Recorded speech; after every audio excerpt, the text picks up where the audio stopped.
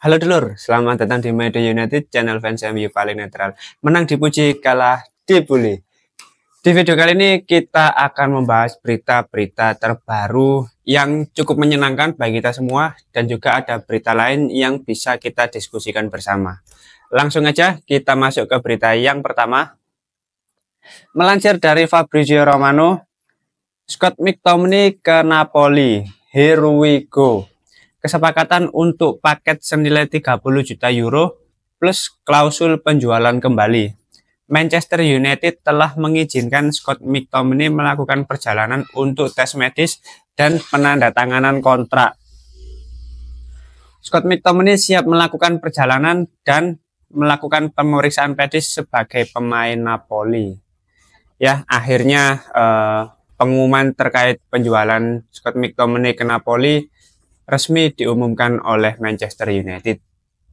Ya, sebagai pemain jebolan akademi yang sudah cukup lama berada di tim senior sejak era Jose Mourinho, menurutku kita perlu mengapresiasi, kita perlu memberikan kredit terhadap sumbangsih Scott McTominay bagi Manchester United, apalagi kalau kita lihat di beberapa musim terakhir, bahkan di tahun kemarin, awal musim kemarin, Scott McTominay benar-benar memberikan dampak yang sangat bagus ketika Manchester United melawan Brentford. Di pertandingan waktu itu Manchester United tertinggal 1-0 dengan Brentford sampai menit ke 80-an, dan waktu itu Scott McTominay dimasukkan sebagai pemain pengganti.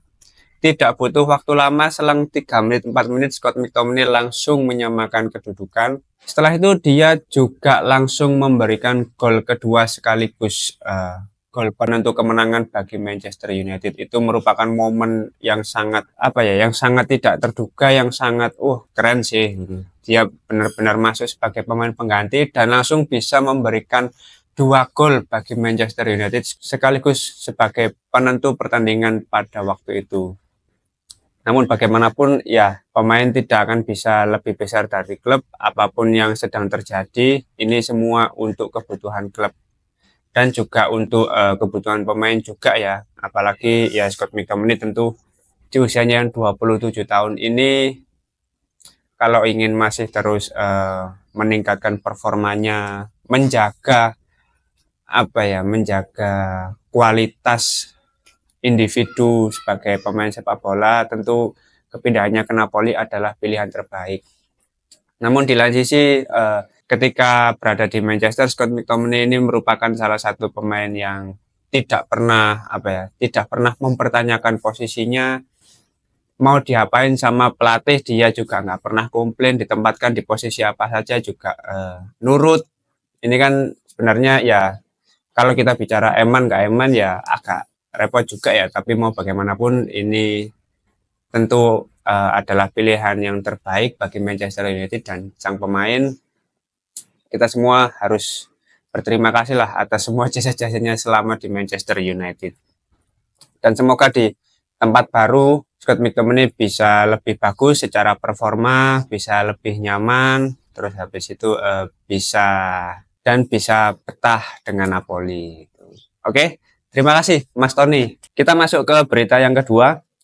Negosiasi mengenai masa depan Jadon Sancho terus berlanjut. Juventus dalam pembicaraan mengenai kesepakatan pinjaman dengan klausul pembelian. Manchester United menginginkan persyaratan khusus dipenuhi termasuk jaminan gaji. Di lain sisi, Chelsea menganggap Sancho sebagai peluang untuk kesepakatan pertukaran. Chelsea ingin menyertakan Sterling, terserah Manchester United. Situasi Jadon Sancho sampai saat ini masih belum ada kepastian ya. Bahkan Juventus pun masih berpikir 2 kali untuk merekrut Jadon Sancho secara permanen. Ya, kembali lagi masalah gaji yang besar adalah poin utama mengapa Juventus masih belum memberikan penawaran yang konkret kepada Manchester United untuk perekrutan Jadon Sancho. Ini situasi yang sulit menurutku, karena ya pemain seperti Sancho kan nggak akan mau menurunkan gajinya kecuali kalau dia benar-benar sadar kebutuhannya sebagai sepak bola profesional, baru itu akan jadi pertimbangan tersendiri. Namun pemain Gen Z ini kalau bicara soal gaji itu sulit ya kalau mau diturunkan. orang-orang generasi kita yang Gen Z lulus kuliah aja minta gajinya tinggi, belum punya pengalaman. Ya ini berarti sepertinya situasi Jadon Sancho ini kalau mau pindah ya Chelsea yang lebih memungkinkan untuk bisa menerima Jadon Sancho. Kita lanjut ke berita yang ketiga. Manchester United telah membuka pembicaraan mengenai kesepakatan untuk Raheem Sterling, tetapi hanya akan melanjutkan pertukaran dengan Jadon Sancho dengan ketentuan mereka sendiri. Dan Ashworth berdialog dengan Chelsea hari ini mengenai pertukaran Sterling dengan Sancho. Wow. Untuk saat ini, Chelsea dan Manchester United sedang dalam pembicaraan mengenai dua kesepakatan terpisah untuk Jadon Sancho dan Raheem Sterling. Kemungkinan Sancho menandatangani kontrak dengan Chelsea dan Sterling bergabung dengan United kini sedang dipertimbangkan secara serius. Dan Ashworth selaku Sporting Director Manchester United sangat antusias dengan potensi kesepakatan Raheem Sterling ke Manchester United. Wah, ini kabar baru ya, seperti yang aku bilang tadi. Situasi Jadon Sancho dengan Juventus nampaknya masih meragukan apakah Juventus akan merekrut Jadon Sancho atau enggak. Dan opsi yang paling masuk akal adalah Chelsea yang akan merekrut Jadon Sancho. Namun hal itu akan bisa dilakukan ketika Manchester United melakukan swap deal antara Jadon Sancho dan Raheem Sterling. Ya, pemain yang sudah berusia 29 tahun ini ya. Ya, gimana ya? Kalau kita lihat secara performanya memang lumayan. Tapi yang dikhawatirkan kan pemain ini kontraknya dengan Chelsea itu masih sekitar 3 tahun. Dan gajinya pun juga lumayan tinggi. Takutnya ketika pindah ke Manchester United, dia juga menginginkan gaji yang tinggi. Ya kita membuang Sancho yang gajinya tinggi kalau untuk mendapatkan pemain yang gajinya sama-sama tinggi ya. Buat apa ya gitu loh. Kan ini kan katanya Ineos ini lebih secara finansial lebih ketat, lebih rapi. Tapi kalau misalkan manajemen ngejual Sancho untuk ditukar Sterling ya gimana ya? Kan sama aja gitu loh. Yang apalagi secara usia udah 29 tahun gitu loh. Ya memang secara permainan lumayan lah, tapi itu kan nggak ada jaminan juga gitu loh untuk konsisten di Manchester United. Toh di Chelsea sekarang dia nggak masuk ke dalam skema Enzo Maresca, berarti kan ada hal lain yang menjadi pertimbangan tertentu mengapa pemain ini tidak masuk ke dalam skema sang pelatih untuk saat ini. Apalagi ini kalau kita bicara soal swap deal, Dan Ashworth pun kabarnya sangat tertarik gitu loh. Ya ini kan kalau dari sisi manajemen benar-benar menginginkan pemain ini, ya meskipun kalau secara pengalaman tentu Sterling lebih banyak pengalamannya dibanding winger-winger Manchester United. Tapi itu kan bukan suatu jaminan. Oke lah berpengalaman, tapi kalau pengalamannya tidak bisa dimaksimalkan ke Manchester United ya sama aja gitu loh. Nah ini kan kembali lagi Dan Ashworth ini sangat antusias, sangat tertarik dengan situasi swap deal dengan Chelsea antara Jadon Sancho dengan Raheem Sterling. Nah biasanya kalau sudah seperti ini ya akan ada kemungkinan ini benar-benar terwujud ya. Tapi ya kita tidak bisa memastikan juga kepindahan antara Jadon Sancho dan Raheem Sterling ini. Tentu akan ada negosiasi yang intens. Manchester United juga tidak akan mau memberikan gaji yang besar bagi Sterling sepertinya. Ya terlepas dia pemain yang berkualitas atau enggak. Tapi kalau misalkan ada penurunan gaji atau mungkin peminjaman, tapi Sancho tetap terjual, itu nanti mungkin keputusan akhirnya tentu akan berbeda. Kita tunggu aja karena ini menjelang deadline di bursa transfer. Jadi mari kita pantau bersama situasi Manchester United dengan Chelsea ini. Ya ini menarik ya. Ya ini cukup tidak terduga, bahkan Dan Ashworth sampai antusias. Tapi ya mau bagaimanapun kita kan nggak bisa memastikan ya. Kita tunggu aja situasi terbarunya nanti akan seperti apa.